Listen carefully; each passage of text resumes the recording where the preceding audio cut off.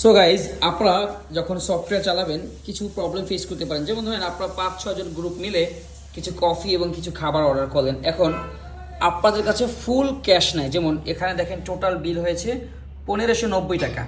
So কেউ বললো আমি দিব কিছু টাকা ক্যাশে কিছু টাকা বিকাশে, তখন আপনি কিভাবে করবেন? তখন দিব পেমেন্টে ক্লিক করো। তাদের বিল ছিল 1590। কত টাকা ক্যাশ দিছে? ক্যাশ দিয়েছে তারা 960 ওকে, 960 ক্লিক করো। 960 উঠাও, ওখানে উঠাও, ওটা টাচ স্ক্রিন তো 960। এটা দিচ্ছে ক্যাশ। ক্যাশে ক্লিক করো।